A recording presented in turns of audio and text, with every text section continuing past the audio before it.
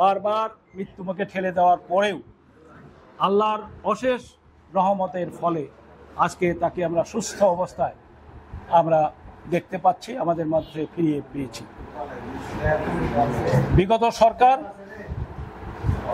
যে ফ্যাসিস্ট সরকার, স্বৈর শাসক, তারা এতই অমানবিক ছিল যে একদিন একজন তিনবারের প্রধানমন্ত্রী, অবিসংবাদিত নেত্রী যাকে বলা হয়, আপোষহীন নেত্রী, অন্যায়ের সঙ্গে যিনি কখনো আপোষ হননি এবং দেশের স্বার্থে এবং দেশপ্রেমের খাতিরে তিনি কারোর সাথে অন্যায়ের তরে কখনো তিনি কারোর সঙ্গে আপোষ করেননি। সেই জন্যই তাকে আমরা আপোষহীন নেত্রী বলে থাকি। কিন্তু মানবতার খাতিরে এবং গণতন্ত্রের খাতিরে তাকে যেখানে প্রয়োজন আপোষ করার জন্য আপোষ, আর যেখানে করেননি থেকে তাকে বলা হতো অন্যায়ের সঙ্গে আপোষ করার জন্য তাকে বলা হতো আপোষহীন নেত্রী। এইরকম একটা নেত্রী যখন অবিসংবাদিত নেত্রী হিসেবে আবির্ভাব হলেন, তখন এই কুচক্রী মহল, এই যে ফেসিবাদ সরকার, এই যে স্বৈরতন্ত্রী সরকার, তাকে এই পৃথিবীর থেকে সরিয়ে দেওয়ার পরিকল্পনা করলেন। ষড়যন্ত্রমূলক সেটা, সেই ষড়যন্ত্র করে তাকে মারাত্মক ব্যাধি নিয়ে তিনি যখন বিদেশে চিকিৎসার জন্য সবাই যখন আবেদন করলেন, আকুতি করলেন সরকারের কাছে বিভিন্ন পর্যায় থেকে, তার পরিবারের পর্যায় থেকে, সবগুলি নাকচ করে দিয়েছে। এবং উপরন্তু তার অনেকেই বলে যে তার ওষুধের সঙ্গে বিষক্রিয়া বা অন্য এমন কিছু করেছেন, বা এমন চিকিৎসা করা হয়েছে যেন শীঘ্র তিনি এই দুনিয়ার থেকে চলে যান। এটা হলো অমানবিক, এগুলি ভাষায় প্রয়োগ করা যায় না, সভ্য দেশে এটা বলা যায় না, কিন্তু তাই তারা করেছেন।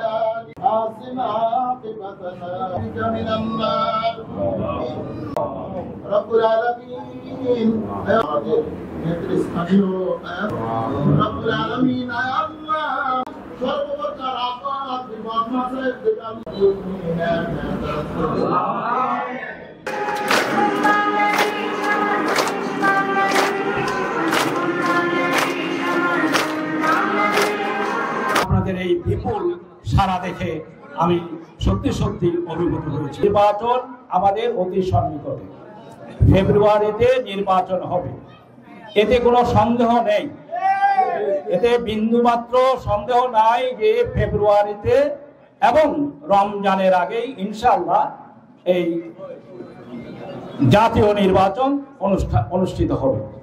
সেই অনুষ্ঠানের জন্য আমাদের প্রিপারেশন আমরা শুরু করেছি অনেক আগের থেকে, এবং যে প্রিপারেশনগুলি বাকি আছে তার মধ্যে গুরুত্বপূর্ণ এটা হলো যে কেন্দ্র কমিটিগুলি করা। আপনারা যারা বিভিন্ন সময়ে বিভিন্ন জাতীয় নির্বাচন করেছেন, আপনাদের অভিজ্ঞতা আছে এটা কত গুরুত্ব বহন করে। সুতরাং আজকে থেকেই এখন আপনারা বসে, এইটা আমরা ঠিক কমিটি এখনই বলি না, এই একটা তালিকা তৈরি করবেন আপনারা বিভিন্ন অঙ্গ সংগঠন থেকে, বিভিন্ন নেতৃবৃন্দ যারা নির্বাচনে যাদের প্রচুর অভিজ্ঞতা আছে, যাদের সিনসিয়ারিটি আছে, যত বেশি হোক আমাদের আপত্তি নেই। সুতরাং আপনারা একটা তালিকা শুরু করে দেন, আমাদের কাছে দিলে আমরা এটা, এবং ওইটা টেলিফোন নাম এবং টেলিফোন আমার বর্তমান আপনার যে পদবি সেটা শুধু উল্লেখ করতে হবে। একটা ফরম্যাটও কিন্তু আপনাদের দেওয়া হয়েছে। যারা হিন্দু, মুসলিম, বৌদ্ধ সবাই মিলিত হয়ে আমরা এই দেশটাকে, আমরা এই অঞ্চলটাকে, এই উপজেলাকে আদর্শ উপজেলা হিসাবে আমরা পরিণত করতে চাই। পারবো কি আমরা পারবো? এই যে ক্ষুদ্র বিভক্তি, দলের মধ্যে দল, এইটা আমাদের নেতৃত্ব, আমাদের অ্যাক্টিং চেয়ারম্যান জনাব তারেক রহমান এই 5 তারিখের পরেই ঘোষণা করেছেন, নিজেদের মধ্যে কোনো ভেদাভেদ নেই, আমাদের মধ্যে ঐক্য চাই, আমাদের মধ্যে কোনো সন্ত্রাসী আসবে না।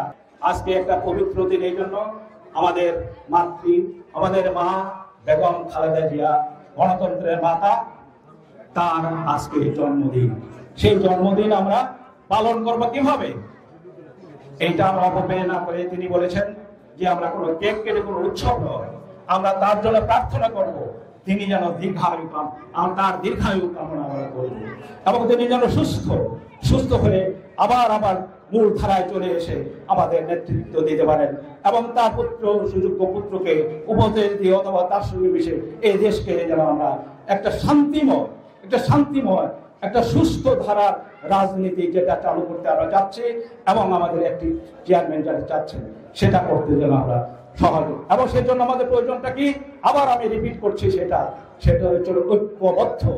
এই যে আমরা এখানে কালো ধরো ছোট বড় আমাদের কৃষক দল অমুক দল শ্রমিক দল যা নেতৃত্ব যারা আছে সবাই মিলে এবং যারা বাইরে কথা বলছেন একটু বিভক্তি সৃষ্টি করার চেষ্টা করছেন তাদের আমি অনুরোধ করছি ভাই সহ আপনারা আমার ভাই, আপনারা আমার এই দলের সদস্য যদি তাই হন শহীদ প্রেসিডেন্ট জিয়াউর রহমানের আদর্শে যদি বিশ্বাসী হন, দেশনেত্রী বেগম খালেদা জিয়ার আদর্শ যদি বিশ্বাসী হন এবং জনাব তারেক রহমানের আদর্শ ৩১ দফায় সহ, তাহলে ওই রেনবো করতে হবে।